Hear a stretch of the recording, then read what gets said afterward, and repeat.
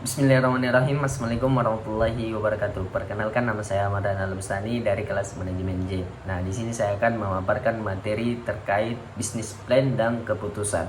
Nah, langsung saja bahwa sebuah bisnis plan yang baik sebaiknya dibuat dari hasil diskusi dengan berbagai pihak yang memiliki latar belakang keahlian dalam bidang usaha tersebut, dengan tujuan agar hasil pembuatan bisnis plan memiliki nilai pertanggungjawaban yang bisa dipertanggungjawabkan secara jangka panjang. Sebuah kajian dilakukan secara komprehensif agar menghasilkan kesimpulan secara komprehensif pula, dan kajian yang dilakukan secara general atau umum akan menghasilkan kesimpulan secara umum pula, dan pembuatan bisnis plan ini dituntut untuk dikerjakan secara komprehensif. Nah, kemudian definisi dari perencanaan. John dan Sim mendefinisikan perencanaan adalah pemilihan tujuan jangka pendek dan jangka panjang, serta merencanakan taktik dan strategi untuk mencapai tujuan tersebut.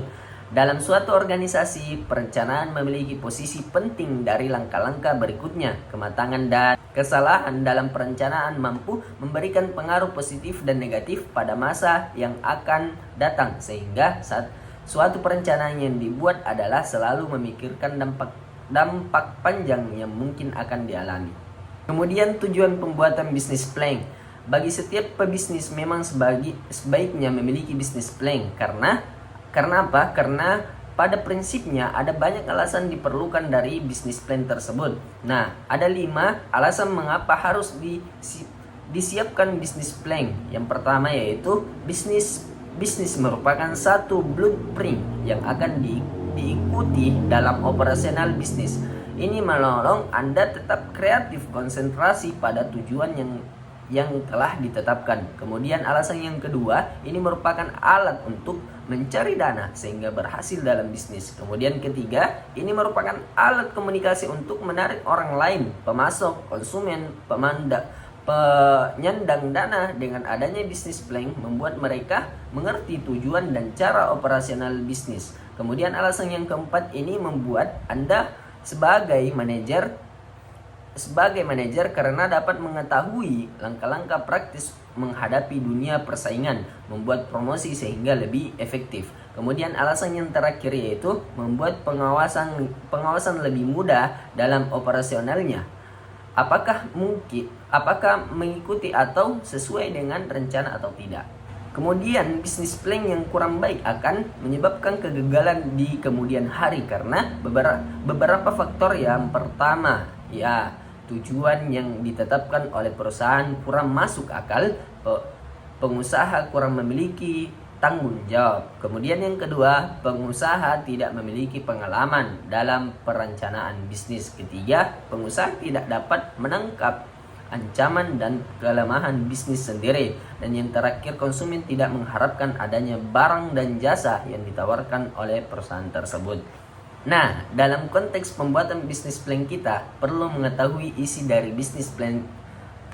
Isi dari sebuah bisnis plan yaitu yang pertama, kulit depan atau cover judul, kemudian ringkasan eksekutif, sejarah atau latar belakang, kemudian yang ketiga deskripsi tentang bisnis apa yang dilakukan, kemudian yang keempat deskripsi pasar, kelima deskripsi tentang produk atau komoditas yang akan diusahakan, kemudian yang keenam susunan pengurus dan kepemimpinan, ketujuh objektif dan goals, ke-8 gambaran keuangan, dan yang terakhir adalah lampiran.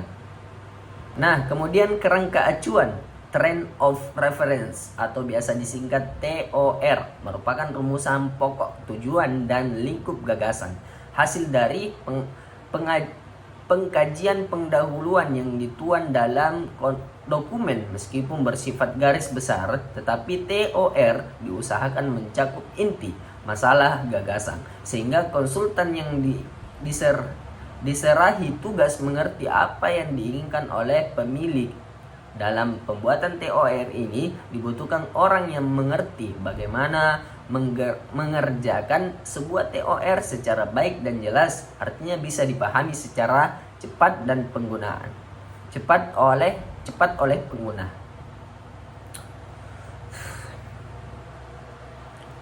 Nah, kerangka acuan atau term of reference atau biasa disingkat dengan TOR, merupakan rumusan pokok tujuan dan lingkup gagasan hasil dari pengkajian pendahulu yang dituang dalam dokumen.